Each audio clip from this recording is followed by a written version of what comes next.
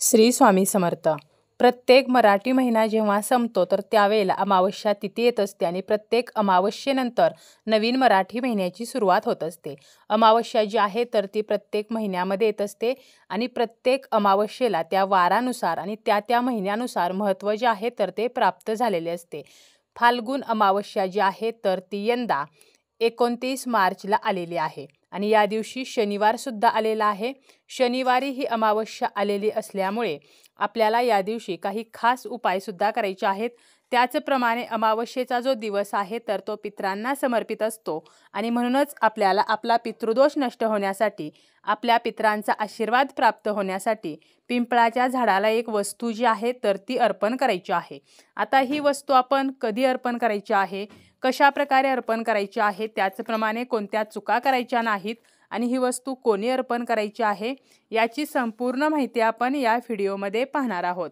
व्हिडिओला सुरुवात करण्या अगोदर तुम्ही जर चॅनलवरती नवीन असाल आणि पहिल्यांदाच माझे व्हिडिओ पाहत असाल तर चॅनलला सबस्क्राईब करा. व्हिडिओ माहितीपूर्ण वाटला तर व्हिडिओला लाईक करा. जर एखाद्या घराला पितृदोष लागलेला असेल, पितृदोषाचा त्रास होत असेल तर त्या घराची कधीही प्रगती होत नाही. कारण ज्याप्रमाणे आपल्याला कुलदेवतेचा आशीर्वाद महत्त्वाचा असतो त्याचप्रमाणे आपल्या प्रगतीसाठी आपल्या पितरांच्या आशीर्वादाची सुद्धा आपल्याला गरज असते. आणि पितर जर आपले संतुष्ट नसतील, ते जर प्रसन्न नसतील तर मात्र आपल्याला प्रगती जी आहे तर ती करता येत नाही. बऱ्याचशा समस्यांना तोंड द्यावे लागत असते. त्याचप्रमाणे पितृदोषाचा सामना सुद्धा करावा लागत असतो आणि म्हणून आपल्याला एक वस्तू जी आहे तर ती अमावस्या तिथीला पिंपळाच्या झाडाला अर्पण करायची आहे. या दिवशी आपल्याला सकाळी लवकर उठायचं आहे, त्यानंतर स्नान करायचं आहे, स्वच्छ वस्त्र परिधान करायचे आहेत आणि सर्वात पहिलं म्हणजे आपल्या घराचा जो उंबरठा आहे, आपला मुख्य दरवाजाचा जो उंबरठा असणार आहे त्यावरती आपल्याला पाणी शिंपडायचं आहे. काय होणार आहे, आपण पाणी जेव्हा शिंपडतो त्यावेळेला आपल्या उंबरट्यावरती आपले पितर असतात. आपल्या घराचा उंबरठा म्हणजे आपल्या पितरांचं स्थान असतं. तर पाणी शिंपडल्यामुळे ते तृप्त होतात आणि आपल्याला आशीर्वाद देतात. यामुळे सुद्धा आपला पितृदोष जो आहे तर तो कमी होत असतो. तर म्हणून पहिल्यांदा आपल्याला एक गोष्ट करायची आहे, ते म्हणजे सकाळी उठल्यानंतर स्नान आटोपल्यानंतर उंबरट्यावरती पाणी शिंपडायचं. आता पिंपळाच्या झाडाला आपल्याला जी वस्तू अर्पण करायची आहे तर ती आपल्याला संध्याकाळच्या वेळेला करायची आहे. म्हणजे संध्याकाळची वेळ म्हणजे जी तिन्ही सांजेची वेळ आहे, 6:30 ते 7:30 या वेळेमध्ये आपण ही वस्तू अर्पण करू शकतो. आपले दारिद्र्य नष्ट व्हावे, आपला पितृदोष नष्ट व्हावा. त्याचप्रमाणे शनिदोषाचा जर आपल्याला त्रास असेल, 7:30 असेल तरी सुद्धा आपण हा उपाय जो आहे तर तो करू शकतो. पिंपळाचं जे झाड आहे तर आपल्या हिंदू धर्मामध्ये अतिशय महत्त्वाचा हा वृक्ष मानला जातो.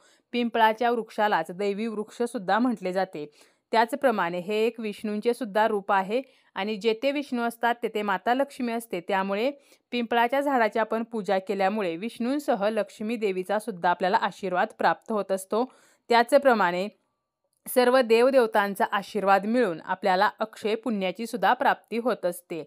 त्याचप्रमाणे आपला जर शनीचा त्रास आहे तर तो सुद्धा नष्ट होत असतो.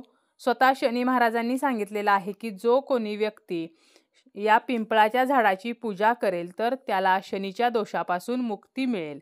संध्याकाळी 6:30 ते 7:30 तर या प्रदोष काळामध्ये आपल्याला काय करायचं आहे तर या पिंपळाच्या झाडाजवळ जायचं आहे. जाताना आपल्याला एक तांब्याभर पाणी, त्यामध्ये थोडीशी साखर घालायची आहे.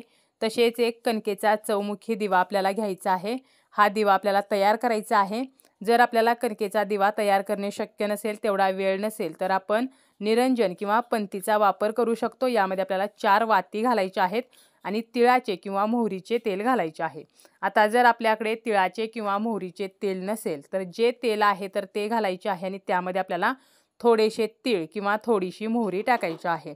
आणि यासोबत आपल्याला काळे तीळ, अगरबत्ती, फुले, अक्षता तर या गोष्टीसुद्धा घेऊन जायचं आहे. आता पिंपळाच्या झाडाजवळ गेल्यानंतर सर्वप्रथम आपल्याला पिंपळाच्या झाडाखाली दिवा जो आहे तर तो लावायचा आहे. शनिवारी पिंपळाच्या झाडाखाली दिवा लावल्यामुळे शनीशी संबंधित त्रास जे आहेत तर ते दूर होत असतात. 7:30 जी आहे आपली तर त्याचा सुद्धा त्रास दूर होत असतो. त्यामुळे ज्यांना 7:30 आहे तर त्यांनी आवर्जून हा उपाय करायचा आहे.